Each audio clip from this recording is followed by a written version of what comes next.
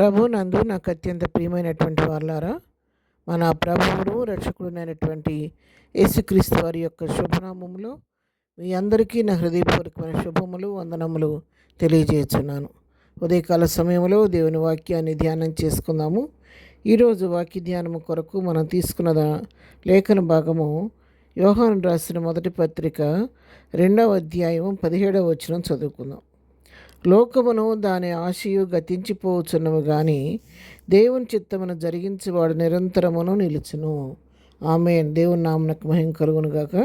ఇక్కడ భక్తుడైన యోహాను రాసినటువంటి మాటలు మనం గమనించినట్లయితే, లోకము గతించిపోద్ది, లోకములో దాని ఆశ అంతా కూడా ఒక దినాన్ని గతించిపోతే కానీ ఎవరైతే దేవుని చిత్తాన్ని జరిగిస్తూ ఉంటారో, ఆయన చిత్త ప్రకారం జీవిస్తూ ఉంటారో వారు నిరంతరము నిలిచి ఉంటారనే సత్యాన్ని ఇక్కడ భక్తుడు మనకు తెలియజేస్తూ ఉన్నాడు.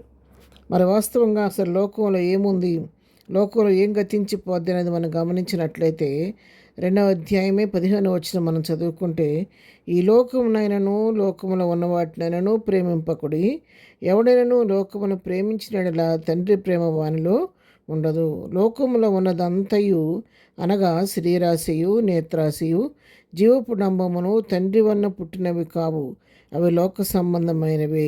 లోకం గతించిపోద్దని చదువుకున్నాము. ఏం గతించిపోతుంది, అసలు లోకంలో ఏముంది అని గమనించినట్లయితే, లోకంలో ఉన్నదంతా కూడా మరి శరీరాశ నేత్రాశ జీవపు డంబము లోకంలో ఉన్నాయన్నమాట. ఈ మూడింటితోనే లోకము నిండి ఉంది.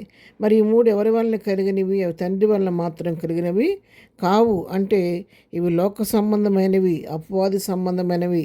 శరీరాశ నేత్రాశ జీవపు డంబము ఇవి అపవాది సంబంధమైనటువంటి మరి సంబంధమైనటువంటి క్రియలు అన్నమాట. ఇవి మనుష్యేచ్ఛల వలన కలిగేవి కానీ తండ్రి వలన కలిగేవి మాత్రం కావు. కాబట్టి ఇవన్నీ ఒక దినాన గతించిపోతాయి అంట. అందుకనే దేవుని వాక్యం ఏం సెలవిస్తుందంటే, మీరు ఈ లోకంలో ప్రేమించొద్దు, లోకంలో ఉన్న వాటిని కూడా ప్రేమించొద్దు. ఎందుకంటే లోకంలో ఉన్నదంతా నేర్చుకున్నాం కదా, శరీరాశ నేత్రాశ జీవపు డంబం అని. ఈ మూడింటిని మీరు ప్రేమించొద్దు. ఒకవేళ ఎవడైనాను ఆ విధంగా లోకాన్ని ప్రేమించాడు అంటే తండ్రి ప్రేమ వాళ్ళలో ఉండదు. అంటే ఎవరైతే ఈ లోకాన్ని ప్రేమిస్తూ ఈ మూడు రకాలైనటువంటి ఆశలకు లోనైపోతారో వారిలో దేవుని ప్రేమ మాత్రం కనబడదు. తండ్రి ప్రేమ క్రీస్తు ప్రేమ వారిలో కనబడదు. వారు ఎంతసేపు కూడా లోక సంబంధమైన ఆలోచనలు, లోకానుసారమైన తలంపులు, లోకానుసారమైన కోరికలు, లోకానుసారమైనటువంటి పద్ధతుల్లో వారు జీవిస్తూ ఉంటారు. ఎంతసేపు లోకంలోనే కొట్టుమిట్టాడుతూ లోక భోగాల వైపు వాళ్ళు పరిగెత్తూ ఉంటారు. లోకంలో ఉన్నటువంటి వైపు ఆకర్షించబడుతూ ఉంటారు.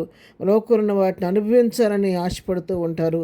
ఇంకా ఇంకా ఇంకా ఇంకా ఈ లోకంలో నేను ఇంకా ఏం పొందుకోవాలి, ఇంకా ఈ లోకాన్ని అనుభవించాలని ఈ లోక కోరికలతో తప్పించిపోతూ ఉంటారు. కానీ దేవుని గురించినటువంటి ఆలోచన వారిలో ఉండదు. కాబట్టి అయితే ఇంతగా ప్రయాసపడి లోకాన్ని అనుభవించిన తర్వాత ఏమన్నా మేలు కలుగుద్దా అని ఆలోచిస్తే ఏం మేలు కలగదు. కానీ ఇవన్నీ కూడా గతించిపోతాయి. లోకం గతించిపోద్ది. లోకంలో ఉన్నవన్నీ కూడా దాని ఆశలన్నీ కూడా గతించిపోతాయి. కానీ ఏం మిగులుద్ది అని మనం ఆలోచించినట్లయితే, ఎవరైతే దేవుని చిత్తము జరిగిస్తూ ఉంటారో వారు నిరంతరమును నిలిచి ఉంటారు.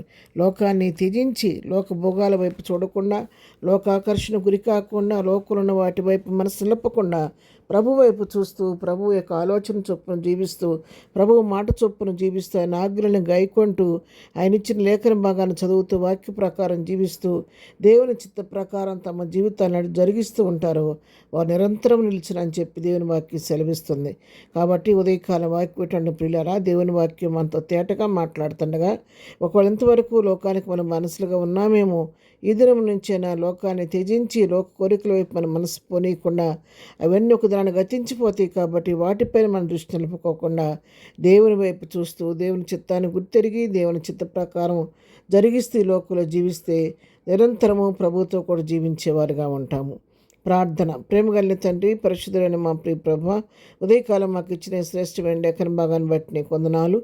లోక భోగాల వైపు మేము చూడకుండా, లోకం వైపు దాని ఆశల వైపు మేము చూడకుండా నాయన, నిరంతరము నీ చిత్తానుసారంగా జీవించే కృప మాకు దయచేయండి నాయన. ఎంతవరకు నాయన ఆ విధంగా మా జీవితాన్ని వ్యర్థపరుచుకున్నామేమో దయతో క్షమించి, ఇకనైనా నీ వాక్య ప్రకారం నీ చిత్తానుసారంగా జీవించే కృప మాకు నేర్పించండి. ఏదైనా మేము చేయ పని పాటలో తోడుగుండండి, రాకపోకలో క్షేమం దయచేయండి. ఏదైనా బర్త్డే మ్యారేజ్ చేసుకున్నప్పుడు నన్ను దీవించండి, ఆశీర్వదించండి. బలహీనముడు స్వస్థపరచండి, దుఃఖంలో ఓదార్చండి. ప్రతి వారి పట్ల కృప విస్తరింప చేయమని యేసునామంలో ప్రార్థించి అడిగి పొందుకొని ఉన్నాము తండ్రి. ఆమెన్. ప్రభు కృప సదాకాలం మనందరికీ తోడే నడిపించునుగాక. ఆమెన్.